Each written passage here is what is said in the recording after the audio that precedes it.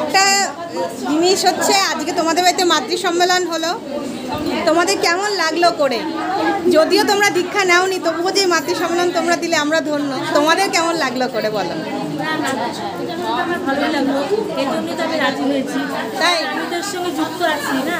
আমি আমাদের মাতৃ সঙ্গে জনকল্যাণ আশ্রম, ওখানে মায়েরা মিলে সব করি।